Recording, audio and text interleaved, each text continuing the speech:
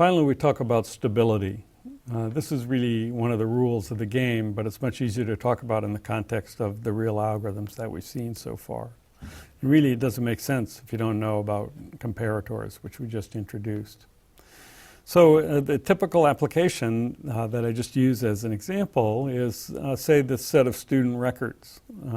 So we have them sorted by name. This is, say, something that we do just before assigning final grades. Maybe the third line there is the final grade. So it's all fine, it's sorted by name, but then in order to distribute it out to the people leading each of the sections, what we want to do is sort by the second field, sort by section.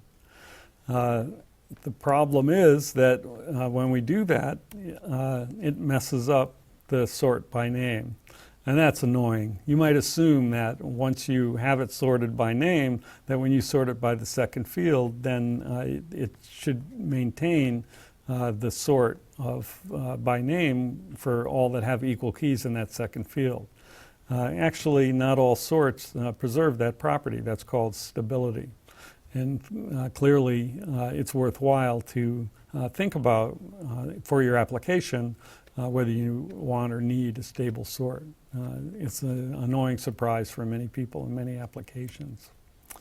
So a stable sort is a sort that preserves the relative order of items with equal keys. Which of our sorts are stable? That's an interesting question that we'll take a look at now. The quick bottom line is that insertion sort and merge sort are stable, but not selection sort or shell sort. And even within that bottom line, there's implementations that maybe are not stable. You have to carefully check the code to be sure.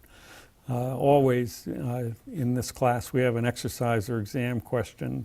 Is this version of this sort stable or not? So students learn to recognize whether code is stable. So this is just another typical example where we've got things sorted by time. And then what we want to do is maybe these are important events, people buying tickets to a rock concert.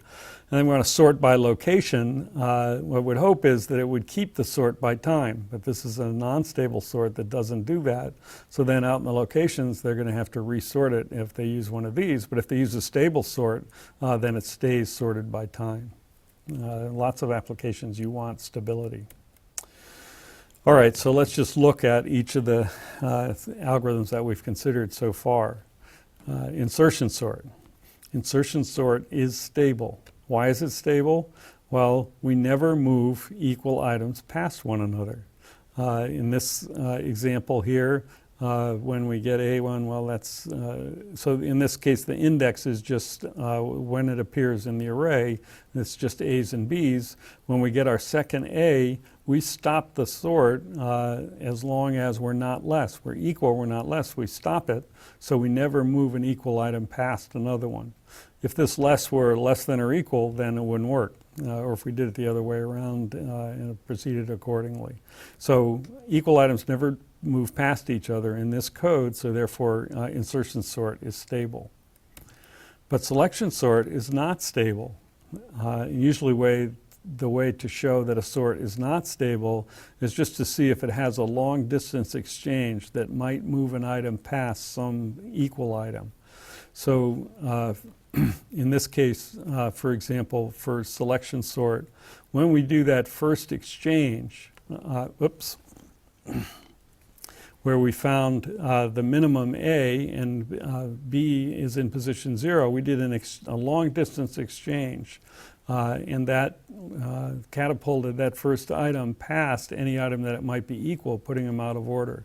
And that may not get fixed, so that sort is not stable. It might move items past some equal item and leave a result where items that are equal are in different order than they were originally in the file. Selection sort is not stable. Shell sort also has long distance exchanges, so it's not stable. It moves keys past other keys that could be equal. And so it's easy to construct examples showing that selection sort is not stable. And what about merge sort? Merge sort is stable. Well, it's stable as long as the merge operation is stable, and that operation is going to be stable depending on how we code it.